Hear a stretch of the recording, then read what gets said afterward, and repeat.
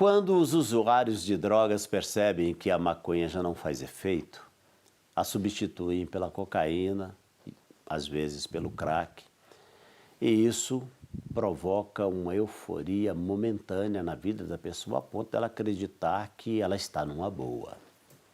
Foi assim na vida de Wagner Maurício, que ainda na adolescência se entregou às drogas, entre elas bebidas, e como consequência começou a roubar para manter o vício. Aos 20 anos, o nosso convidado se tornou pai, mas nem o nascimento do filho o fez largar suas práticas.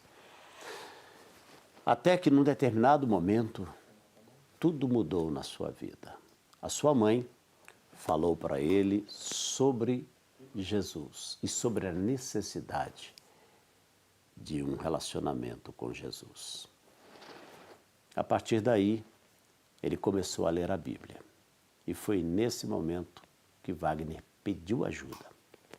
E essa ajuda veio na forma de uma casa de recuperação em Pará de Minas, cidade próxima aqui de Belo Horizonte. Lá ele se tratou. Saiu totalmente liberto. Hoje, ele é pastor e dedica parte do seu tempo para ajudar pessoas que se encontram nas drogas na mesma situação que ele se encontrava. Pastor Wagner Maurício, boa noite e bem-vindo ao programa. Boa noite, pastor. Muito obrigado por esta oportunidade. É bom estar aqui com você, viu, para contar minha história. Obrigado por ter vindo, viu? E, aliás, que história, hein, Wagner? Verdade. Que história, hein? Verdade. Vamos, como diz o outro, começar do princípio? Vamos. Aqui diz que quando você tinha 2 anos, você sofreu um acidente. Sim. Eu, de pequeno, tinha um irmão gêmeos, né? A gente gostávamos muito de brincar na casa da minha avó. E nessa casa onde a gente estávamos brincando, eu tinha uma tia, a qual, infelizmente, entrou no quarto, deparou com 2 crianças com uma arma na mão, e ela tentou tirar a arma das nossas mãos para que algo grave não acontecesse, mas infelizmente aconteceu. Veio acontecer um disparo, né, no meu olho esquerdo, e eu perdi completamente a visão. Eu creio que na época os meus pais me levaram ao hospital, e quando chegaram no hospital, eu imagino que a mão boa de Deus me deu essa oportunidade para estar vivo, para que um dia eu viesse contar também essa história da minha vida. Agora, como é que foi o acidente em si? O que aconteceu? Na época, pastor, eu tinha 2 anos de idade, né? Você não deve ter muita lembrança do fato em si, não é? A história que minha mãe conta é que, de fato, a gente estávamos brincando e gostávamos de brincar na casa dos meus avós. E aconteceu dessa forma que eu contei para você, né? Nesse quarto, que as 2 crianças estavam ali brincando e tinha uma arma, né? Imagino que a gente pegou essa arma e a minha tia chegou deparando com aquela situação e tirou essa arma da nossa mão e provavelmente houve um disparo. Deve ter sido o momento em que esse chumbinho disparou. Verdade. Quer dizer, o que parece ser uma arma inocente não tem nada de inocente nela, né? Não tem. Porque a prova, infelizmente, está aí. Trouxe um dano irreversível para você. É verdade. Né, ao ponto de perder a visão. Bom, a vida continua. Continua. Aí chega a sua adolescência. Isso. O tempo foi passando, fui crescendo, né? E sempre tive uma boa educação. Meus pais sempre fizeram de tudo para mim, mas infelizmente a desobediência me fez conhecer o mundo primeiro. Eu comecei a não mais respeitar os meus pais e minha mãe, com o partir de um tempo. E aí que eu conheci a nicotina. Primeira substância que eu conheci química foi a nicotina, através das amizades. Não queria mais saber de estudo. E da nicotina eu passei a usar a maconha. Passou um tempo, a maconha já não fazia mais efeito na minha vida. Aí, quem trouxe maconha para a sua vida? As más amizades, as más companhias. Infelizmente, hoje, as más amizades, elas nos influenciam a trilhar esse caminho do mal. E comigo aconteceu dessa forma. E depois da maconha, eu conheci também a bebida, né, o alcoolismo. Depois do alcoolismo, eu conheci a cocaína e após a cocaína eu vinha conhecer o crack. Quando eu conheci o crack, aí foi um final total. Aí era o fundo do fundo do fundo do poço. Poço. Já comecei a furtar os meus pais, já comecei a furtar na sociedade, polícia ficava atrás de mim, eu vendia minhas roupas, vendia o meu corpo, não queria saber mais de respeitar ninguém, me tornei uma pessoa completamente endemoniada na época.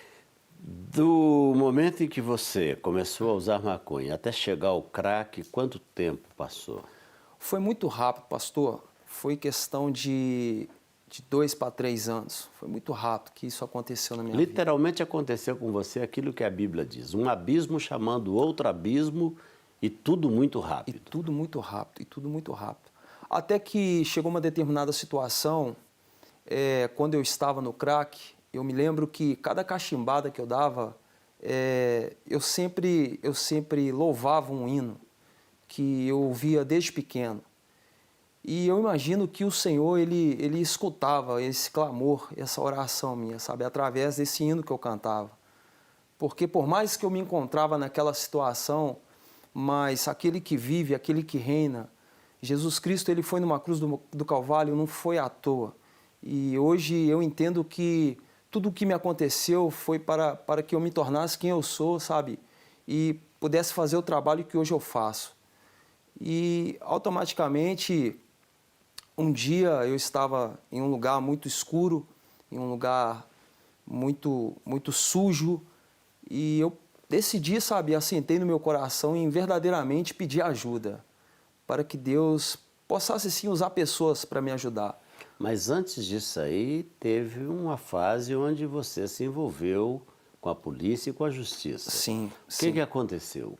Nessa época, quando eu já me encontrava no crack, né, eu já estava furtando, né, em supermercados, em lojas, roubava dentro de casa, né. Furtando para trocar pela droga, para manter a sua dependência. Para manter a dependência química, né, porque quando a pessoa se cai nessa fase do crack, ela não consegue dominar o seu corpo, o seu espírito, e ela começa a tomar essas certas decisões erradas que levam para grandes decepções. E o que foi de fato que aconteceu que te levou, que você chegou a ser preso? Eu fiquei, vamos dizer que eu não fiquei preso bastante tempo, mas eu passei uns dias sim na prisão, né, na época, e foi muito sofrimento para minha mãe, para minha família, mas eu consegui, sabe? Com a Isso ajuda foi de por Deus. causa da droga? Tudo por causa da droga, tudo por causa das drogas.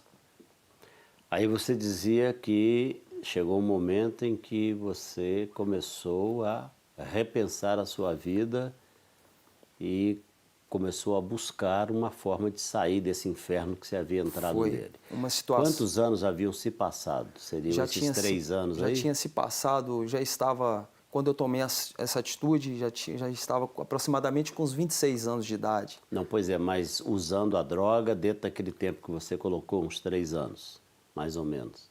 Você disse que desde o primeiro uso da maconha até chegar ao crack foram 3 anos. Isso. Mas na dependência do crack você ficou quanto tempo? Na dependência do crack, total resumindo, foram aproximadamente uns 10 anos. Não foi pouco tempo. Não foi pouco tempo, né? Hoje eu estou com 32 anos, foram uns 10 anos, 10 para 12 anos. Mas no crack mesmo em si, uns 7 anos da minha vida foram de crack. Você deve ter ficado pele e osso, como fica normalmente todo dependente de crack. Sim, eu fiquei muito debilitado, né? Foi aí que eu já não estava mais suportando, né, o corpo físico, o espírito, né, já ficava só escondido, né, porque a sociedade em si, ela não me aceitava mais, os meus pais muito chateados, a família muito chateada na época, e eu ficava muito escondido, né, dormia de dia e à noite ficava escondido.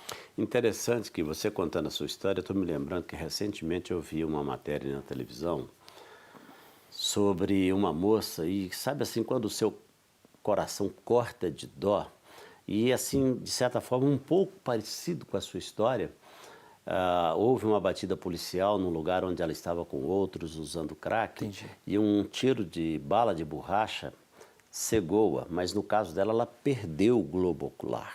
Entendi. E aí o repórter fazendo a matéria com ela, levou num lugar onde ela morava, entre aspas, era uma tocazinha, um lugar assim, imagine Meu Deus. o colchão dela, era um pedaço de espuma mais ou menos desse tamanho. Meu Deus. E ela magra, magra, magra, e dizendo que o pai dela sempre lutou para tirá-la daquela vida, mas que ela não saía e não conseguia sair. É uma prisão terrível, né, Wagner? Pastor, justamente isso, sabe? Quando a minha mãe, eu tomei essa atitude, né? E a minha mãe disse para mim que eu precisaria de Jesus, ela me levou em Mateus 11, 28, que está escrito: vinde a mim os que estáis cansados, sobrecarregados, que eu vos aliviarei. Né? Aprendei de mim que sou manso, e aquilo impactou, sabe? Foi que eu tomei a decisão, automaticamente ela já procurou ajuda, eles me levaram para a casa de recuperação em Pará de Minas, Fonte de Águas Vivas, onde que eu faço o trabalho lá até hoje. E de lá para cá minha vida foi transformada. Você foi para essa casa de recuperação, se recuperou lá e permaneceu lá trabalhando, ajudando? Não, depois que eu me graduei, quando completou os 9 meses, eu voltei para a sociedade, já longe da opressão, Da dependência. da dependência, limpo, né? Restaurado, bem fisicamente, espiritualmente também, porque eu tive um encontro com o Senhor lá, reconciliei com o Senhor lá. Foi aí que eu voltei novamente, levantei a minha mão, aceitei Jesus de verdade como meu Salvador e a minha história foi mudada. Hoje eu sou um homem casado, tenho o meu trabalho e estou ali congregando na Igreja do Evangelho Quadrangular, minha pastora Silvana, meu pastor José Carlos, a minha esposa Caterine Diana está sempre do meu lado nessa minha jornada e hoje eu sou uma pessoa completamente feliz e os meus pais também se sentem felizes comigo. Faz quanto tempo isso que você ficou totalmente limpo? Hoje estou completando esse ano agora, de 2018, 6 anos que eu estou sóbrio. 6 anos longe do álcool e da droga e totalmente restaurado para a glória de Deus. E o seu trabalho hoje, ele é focado mais em quê? Hoje eu trabalho na área da educação, trabalho no almoxerifado, na área hospitalar e hoje eu me encontro ali, né, de segunda a sábado e na quarta, na sexta e no domingo é do Senhor e aos finais de semana, no sábado à noite, eu costumo sair para fazer evangelismo, trabalho com célula, enfim, fazendo aquilo que o Senhor determina fazer. E voltar aos lugares que você frequentava. Você já teve a oportunidade de voltar para evangelizar as pessoas nesses Sim, locais? pastor. O próprio Espírito Santo, ele me levou a esses lugares, sabe? Esses lugares onde eu me encontrava, onde eu passei, onde eu sofri, onde que quase que, né, o adversário ele ceifou a minha vida e eu tenho voltado lá e volto até hoje, né? Mas hoje com mais sabedoria, né, com pessoas do meu lado e Deus me dando graça nisso aí. É isso. Graças a Deus pela sua vida. Amém. Obrigado por ter vindo ao programa. Eu que agradeço você. Obrigado por conhecer sua história. Muito obrigado, pastor. Fica aí um pouquinho mais comigo, nós vamos orar agora. Amém. Mas que Deus continue te abençoando, viu, Wagner? Muito obrigado. É isso. Eu tenho dito sempre que é assim que Deus faz. Quando a pessoa quer, Deus age. Deus não invade a vontade de ninguém. Deus nunca vai fazer isso, porque Ele não vai violar o arbítrio que Ele mesmo colocou em nós, ou seja, a nossa liberdade de escolha. Mas quando a pessoa quer, Deus age. Muitas pessoas me procuram pedindo para ver se eu posso ajudar para encaminhar alguém para um centro de internação, para uma comunidade terapêutica. E a primeira pergunta que eu faço é: a pessoa quer ou é a família que quer? Porque se é a pessoa que quer, 90% da recuperação e da libertação de uma pessoa da dependência química passa pela vontade dela de querer isso. Mas se é a família que quer, normalmente não vai funcionar. Porque como aconteceu no caso da vida do Wagner, a ficha da pessoa tem que cair. Ela tem que chegar a essa conclusão, né? Eu preciso, eu quero sair disso. Aí Deus entra, aí Deus age, aí as coisas acontecem.